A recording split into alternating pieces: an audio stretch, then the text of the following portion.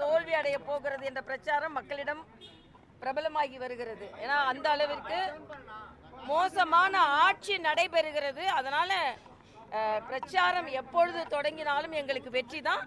கட்சி ரீதியாக வேட்பாளர்கள் எல்லாம் முடிவு செய்த பின்பு அதிகாரப்பூர்வமாக நாங்கள் பிரச்சாரத்தை தொடங்குவோம். அதனால நிச்சயமா எங்களுக்கு வெற்றி கிடைக்கும். இல்ல, நான் தேசிய ஜனநாயக கூட்டணிக்கு தமிழ்நாடு முழுசு எப்படி இருக்குன்னு தான் சொல்ல முடியும். அதனால நேற்றைய தினம் மரியாதைக்குரிய அண்ணன் எடப்பாடியார் அவர்களுக்கு எவ்வளவு ஆதரவு இருந்தது என்று நீங்களே பார்த்திருப்பீங்க. அதனால நான் சென்னையில் எப்பொழுதெல்லாம் அண்ணன் எடப்பாடியார் நிகழ்ச்சி நடத்துகிறார்களோ சோளிங்கரில் கலந்துக்கிட்டேன், நேற்று கலந்துக்கிட்டேன். அதனால மகிழ்ச்சி தான். தேசிய ஜனநாயக கூட்டணியின் இன்னொரு தலைவர் என்ற முறையில் கலந்து கொண்ட அபரிதமான ஆதரவு இருக்கிறது. தாமரை நிச்சயமாக மயிலாப்பூரில் வெற்றி பெறும்.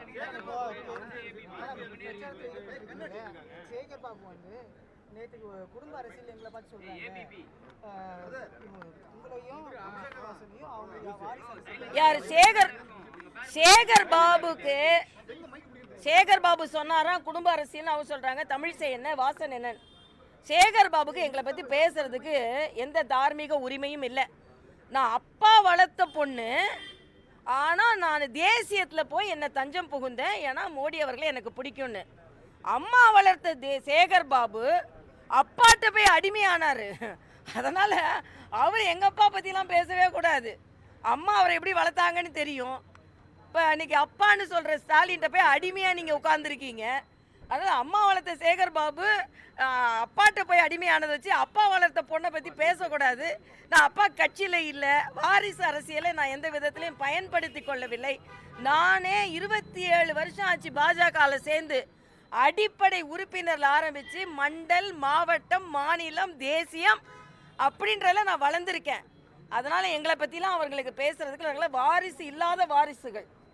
அவங்கெல்லாம் வாரிசுக்காக வாரி கொடுக்கின்ற வாரிசுகள். அதனால எங்களை பத்தி அவர் பேசக்கூடாது. மோடியா லேடியா கேட்ட அரசியல் செய்த ஜெயலலிதாவின் கட்சியை பாஜக விழுங்கிடும்னு இன்னைக்கு சிவசங்கர் பேட்டி அளிச்சிருக்காரு. சிவசங்கருக்கு இப்ப என்னங்க பிரச்சனை? டெல்லிக்கு போனா அவருக்கு என்ன பிரச்சனை? இன்னைக்கு ஒண்ணு என்னன்னா பயம் படுறாங்க. டெல்லிக்கு போய் அண்ணன் எடப்பாடியார் ஒருவேளை டிக்கெட் போட்டாருன்னு வச்சுக்கோங்க, இங்க திமுக சிவசங்கர்ல ஆரம்பிச்சு முதலமைச்சர் வரைக்கும் உதறல் எடுத்துக்குது. டெல்லி எங்கெங்க இருக்கு? டெல்லி இந்தியாவுக்குள்ள தானே இருக்கு, தலைநகர் தானே டெல்லி. அதனால டெல்லிக்கு போனா இவங்க பயம் எடுத்துக்கொள்கிறது. ஏன்னா அந்த அளவிற்கு குற்றவாளிகளாக இந்த அமைச்சர்கள் எல்லாம் இருந்து கொண்டு இருக்கிறார்கள். இன்னைக்கு என்ன பட்டியலெல்லாம் அமைச்சர்கள் இருக்கிறார்கள். உங்க பட்டியலில் யாரெல்லாம் இருக்கா? வாரிசுகள் தானே அதிகம் இருக்கிறீங்க. இன்னொன்று, உங்க அமைச்சர்கள் சில பேர் போட்டி போட முடியாத நிலை ஏற்பட்டு இருக்கிறது. அதனால இவங்க எனக்கு ஆச்சரியமா இருக்கு. காலையில் அமித்ஷா அவர்களிடம் இருந்து தகவல்களை வாங்கி வருகிறார்கள் அப்படின்னு சொல்லி நீங்க பாத்தீங்களா? இன்னொன்று, ஸ்டாலின் அவர்கள் கனிமொழி ஏன் டெல்லிக்கு போனாங்க? இன்னைக்கு யார்கிட்ட இருந்து தகவல் வாங்குறீங்க? சரி, நாங்களாவது கூட்டணி கட்சி தலைவர்களிடமிருந்து சில தகவல்களை பெற்றுக்கொள்கிறோம். நீங்க உங்க கூட்டணி கட்சி தலைவர்களை எப்படி மதிக்கிறீங்க? அண்ணன் திருமாவளவனை பத்தி பேசுனா நீங்க அவருக்கு நியாயம் கொடுக்கல. அங்க உள்ள கம்யூனிஸ்டுகளுக்கு நியாயம் கிடைக்கல. உடனே இன்னைக்கு சொல்லுவாங்க நாங்கெல்லாம் நியாயத்தோட தான் இருக்கணும். எங்களை காட்டி பயமுறுத்தி ஒரு சீட்டை குறைக்கிறாங்கங்க. ஆக ஸ்டாலினுக்கு நாங்க உதவி செய்து கொண்டு இருக்கிறோம். அவங்க கூட்டணி கட்சியில சீட்டை குறைக்கிறதுக்கு பாஜக உதவி செய்து கொண்டு இருக்கிறது. பாஜக பயங்காட்டி பயங்காட்டி பயங்காட்டி.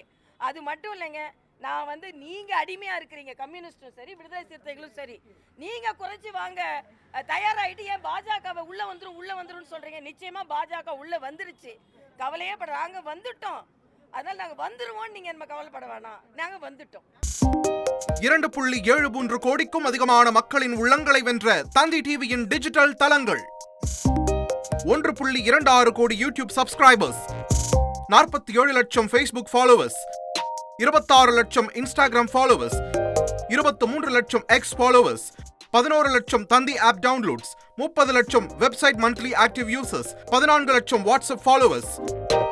அசுரபலம் கொண்ட எங்கள் டிஜிட்டல் கரங்களில் உங்கள் விளம்பரங்களை சேர்க்க வாட்ஸ்அப் பண்ணுங்க 8939883838. Email advt@dttv.in.